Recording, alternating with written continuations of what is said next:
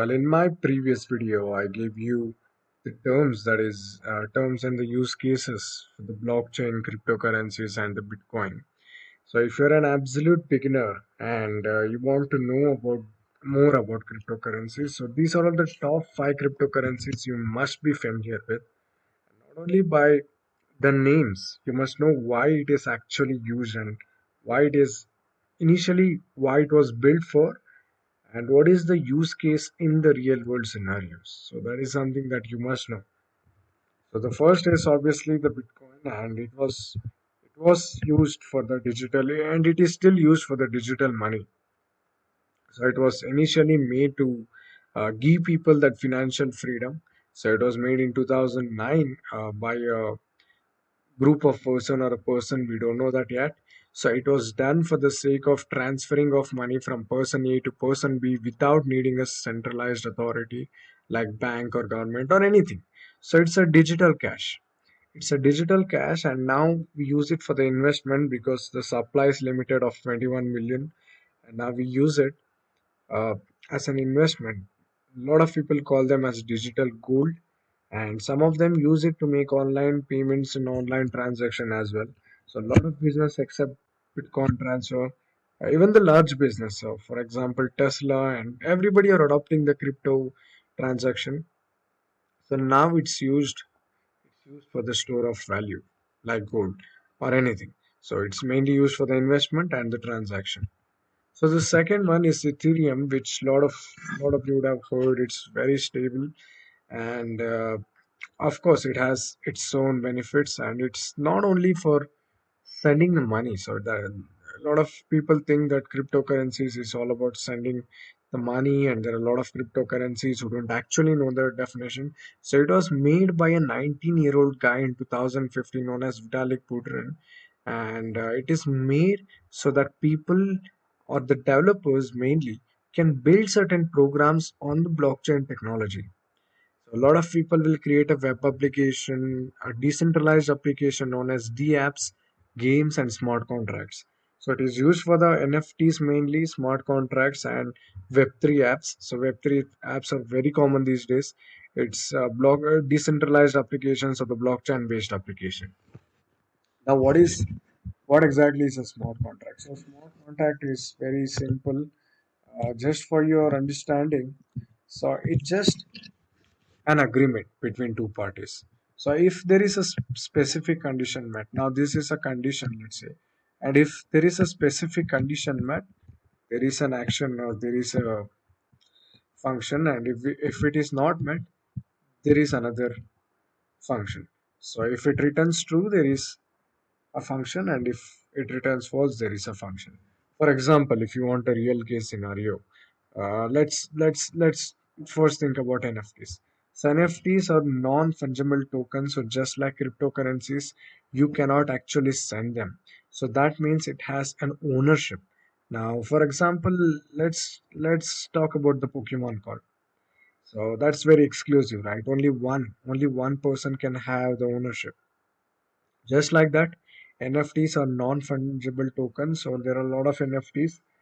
If you think about the games that are built on blockchain, so in the games it can be maybe a specialized character or skins or guns or a car or anything. So for the in the blockchain technologies, there are a lot of NFTs. So it can be art. So you can sell your art piece. So you can sell your art. So you're a buyer and you'll sell your digital art, and when a seller takes it, he claims the ownership of a particular NFT. Now it's one-on-one piece, so now he cannot transfer it around, so the ownership is completely with the seller who purchased it.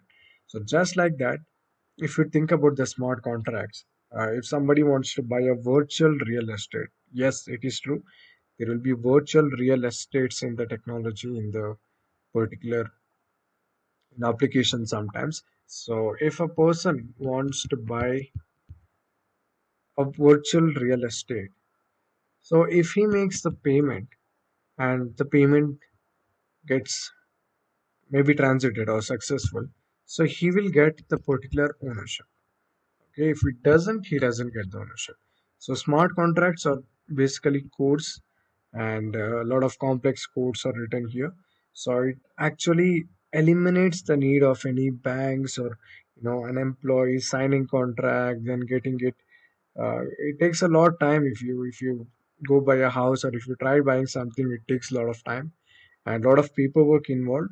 So here it's not like that. It's a smart contract. It has certain disadvantages because the more complex it is, there will be certain disadvantages. But yeah, just to give you an example, that is the smart contract and the concept of NFTs. Okay, so it's the non-fungible tokens, and that is what it is used for. Ethereum is for the developers, and the disadvantage of Ethereum is mostly the high fee and the less transactional time. I mean, more transactional time. So it takes a lot of time, and there is a high gas fee involved. It is called as a gas fee, and there is high gas fee involved for the Ethereum. So Solana is an alternative uh, built in 2020. So it's mainly there because it's a very high speed blockchain, and everybody loves this particular blockchain.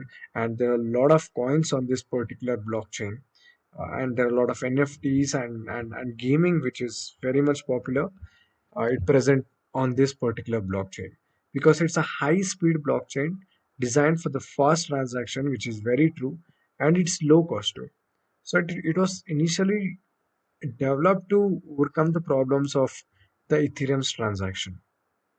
Okay, and yes, the payments for the business or the large enterprise thing is also made because it's very fast and low transaction. Okay, so now the Dogecoin is something that actually started as a joke, and this is a proof that in cryptocurrency world, anything that has a little sense of purpose can gain the light. And Elon has always backed it up. Elon Musk has always backed it up. So that is the reason why it became even more famous. And it was just created for the sake of fun. And now the real use cases, it's you can tip people in Reddit or Twitter by using Doge. You can always you can donate to maybe NGOs or anything using Doge. So Doge is used for the fun purpose. Doge is used for the payments.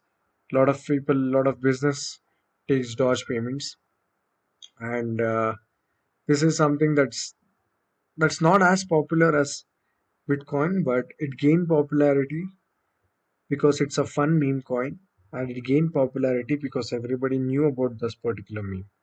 Okay, and this is something you must know, and this is an example for you to learn that how if an influencer backs it up, or how if it has a certain sense of purpose, a very little sense of purpose, and a strong community. If it has a strong community, then of course you're gonna get returns, and it's gonna be super successful.